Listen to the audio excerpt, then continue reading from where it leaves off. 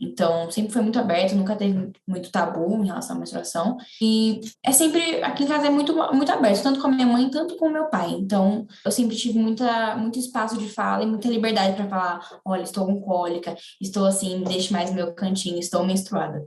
Você, mulher que me ouve, lembra como foi a sua menarca, sua primeira menstruação? Ou você, homem que me ouve, lembra como foi com as mulheres ao seu redor? Foi tranquilo assim como contam a Gíulia e sua mãe, Rosana André? O episódio de hoje é sobre isso, brincadeira, é sobre as nossas primeiras experiências de menstruação.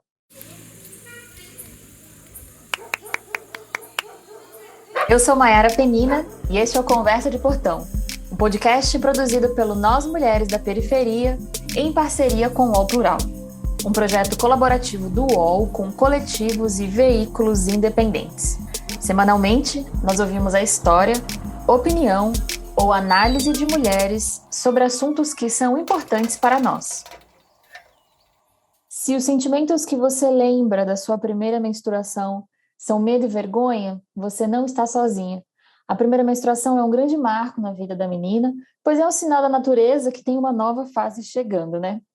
Mesmo que você não seja e nem queira ser mãe, eu acho que essa discussão deste episódio é importante para que a gente apoie meninas e apoie famílias para mudarmos a visão que temos sobre menstruação.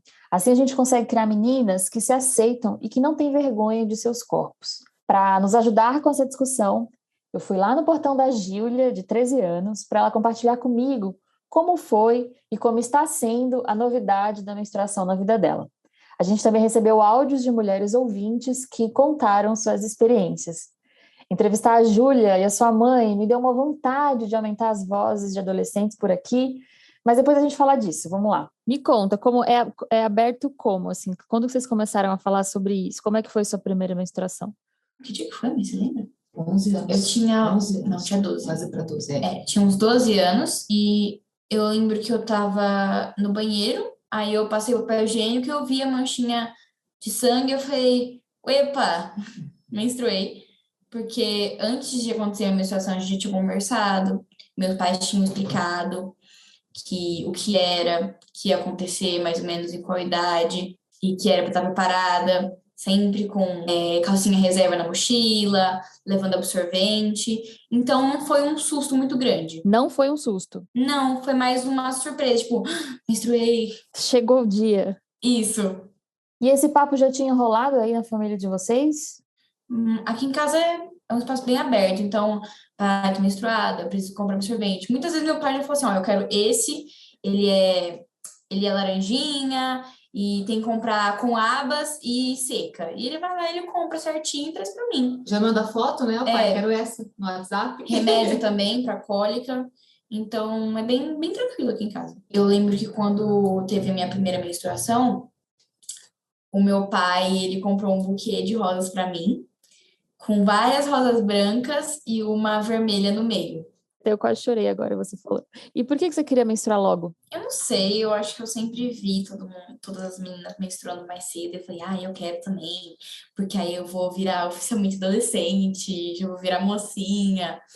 Então, eu acho que eu pensava, não, penso até hoje que a menstruação é meio que um ritual de passagem, tipo, nossa, agora eu realmente sou mocinha, eu tô crescendo. Isso era importante para você na época? Era importante. E como que tá agora? Tá se sentindo uma mocinha? O que mudou? Mudou, meu corpo mudou. Também agora são outros cuidados, né? Porque tá menstruada é levar absorvente para todo lugar, calcinha reserva, e roupa reserva. Mas assim, eu não é o que eu achei que ia ser, tipo, eu achei que ia ser muito mais uma coisa, não sei, tipo, mais filme ou coisa do tipo. E na verdade é bem normal, tipo, uau, menstruei. Normal. Acontece todo mês. Exatamente. Até cansa. Este é um relato comum entre as mulheres. As meninas ficam esperando por este dia, né? Foi assim com a Tainá Nascimento, que é publicitária e mora em Taboão da Serra, em São Paulo. Eu queria muito menstruar, porque eu ficava encantada em ver minha mãe colocando absorvente. Então eu achava aquilo sensacional. Tanto que uma vez eu roubei um pacote de absorvente dela, acho que eu tinha uns 9. E aí colocava na calcinha, aí passava 5 minutos, vinha e trocava. E tipo, pensava, gente, mas não acontece nada. Porque aí eu não entendia, né, o motivo real. Até que com 12 anos eu menstruei. Não foi nenhuma festa, nenhum alarde, não foi nada demais, assim. Eu chamei minha mãe, falei, eu acho que eu menstruei. Aí ela viu, aí foi, me levou um absorvente e me explicou, né, como usar os dias. Mas assim, eu lembro que não teve nenhuma comoção, assim, ela contou pro meu pai e tal, que aí eu me sentia desconfortável, porque é um pouco desconfortável, né, quando você é uma criança. Até porque menstruação é um pouco de tabu, né? É um pouco não, é totalmente tabu. A Tauara Oliveira, de 31 anos, mandou um áudio lá de Cotia, região metropolitana de São Paulo, contando que, na casa dela, seu pai, assim como o da Gíulia, teve uma participação muito importante nesse processo. Mas no primeiro momento eu não tive um apoio, né? Acho que muito por conta da criação que minha mãe teve, ela não teve essa instrução de orientar. Então acho que eu meio que levei isso como uma situação meio normal e não me assustei. Eu não sei porquê, mas em contrapartida, eu tive um apoio muito grande quanto à explicação, quanto ao que usar, como usar, o que fazer, por parte da minha madrasta. Ela me ensinou como colocar no calendário que tinha que anotar toda vez que descia, todos os dias que eu ficava menstruada, pra gente ter um controle. Quando ia em ginecologista, tinha que passar todas essas datas e isso eu faço até hoje. E aí, quanto a anticoncepcional também, quem me ajudou muito, me apoiou muito, me levou em médico, essas coisas, foi meu pai, pelo incrível que pareça. É até espantoso às vezes ouvir, nossa, o seu pai que te levou no ginecologista? Sim, meu pai.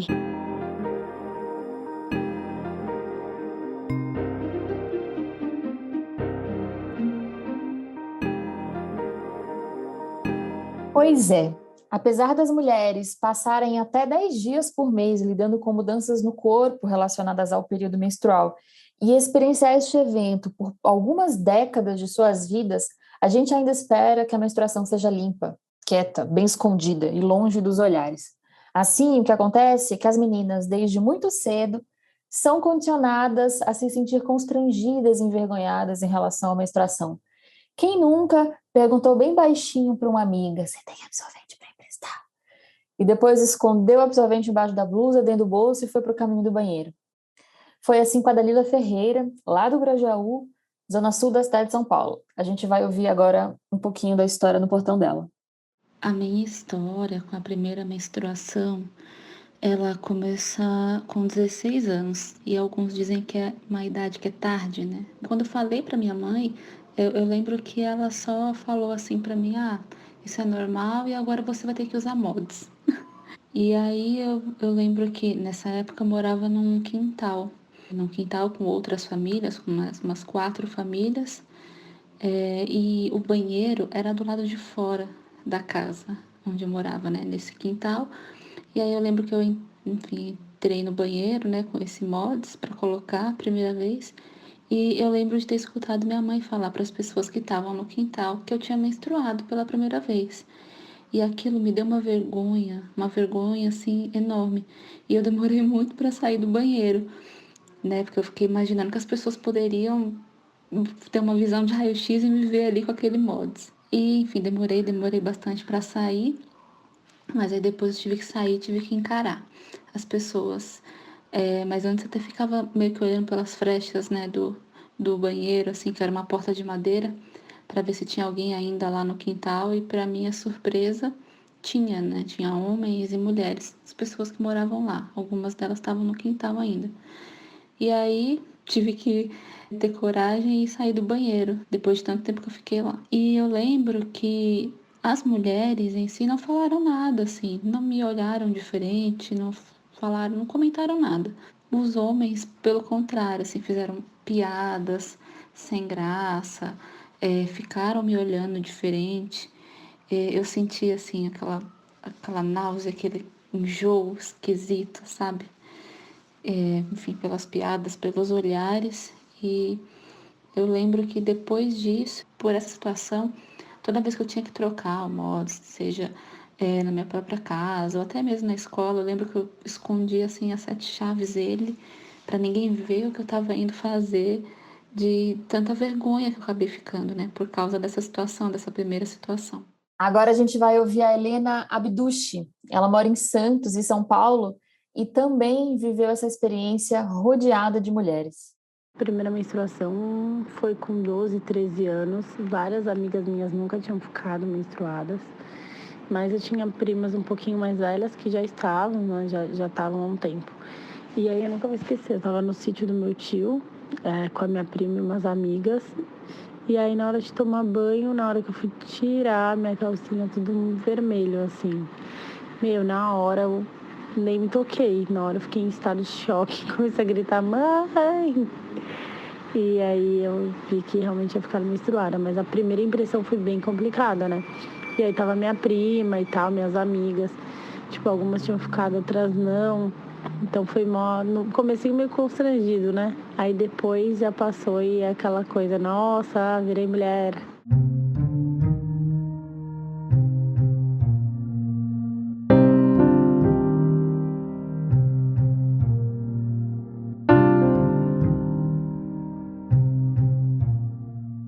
Mas quando eu menstruei a primeira vez, meu pai estava comigo.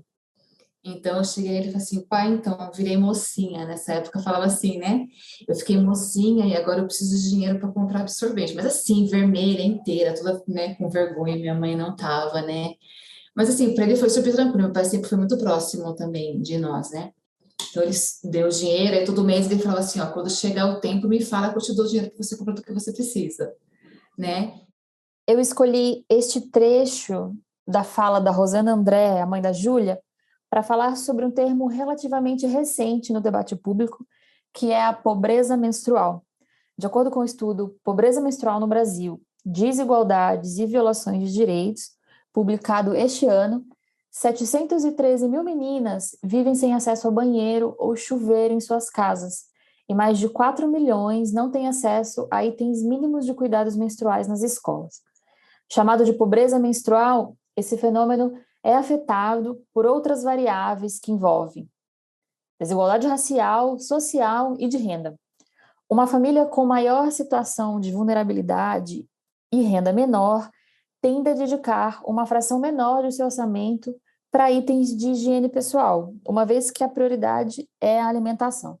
De acordo com este mesmo estudo, a chance de uma menina negra não possuir acesso ao banheiro é quase 3 vezes a chance de encontrarmos uma menina branca nas mesmas condições. A dificuldade de acessar esses serviços e a pobreza menstrual podem ser fatores de estigma e discriminação, o que leva muitas vezes à evasão escolar. Dados da ONU dizem que no Brasil e no mundo, 1 em cada 10 meninas falta às aulas durante o período menstrual. E no Brasil, esse número é ainda maior. 1 em cada 4 estudantes já deixou de ir à escola por não ter absorvente.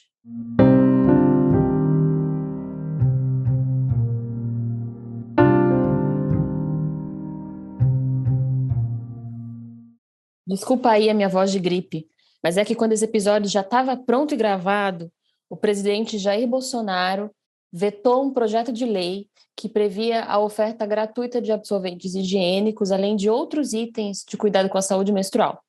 O projeto, que foi aprovado pelo Congresso em setembro, previa que os itens seriam entregues a estudantes de escolas públicas, pessoas em situação de rua, pessoas em situação de cárcere e outros grupos. Agora, parlamentares da bancada feminina articulam a derrubada do veto pelo Congresso. Para se derrubar um veto presidencial, são necessários 257 votos de deputados e 41 de senadores para rejeição. Ainda não há data da análise do veto pelo Congresso, mas a gente vai acompanhar. Eu sou Mayara Penina e este foi o Conversa de Portão, um podcast produzido pelo Nós Mulheres da Periferia em parceria com o UOL Plural, um projeto colaborativo do UOL com coletivos e veículos independentes. Semanalmente, nós ouvimos a história, opinião ou análise de mulheres sobre assuntos que são importantes para nós. Você pode ouvir a gente no Spotify, Deezer, Google Podcasts e pro WhatsApp. É só se cadastrar na nossa lista de transmissão. Eu fiz a reportagem e o roteiro deste episódio e a Carol Moreno fez a produção. A identidade sonora e a edição é de Trilha Ará. Hoje eu fico por aqui e até a nossa próxima conversa de portão.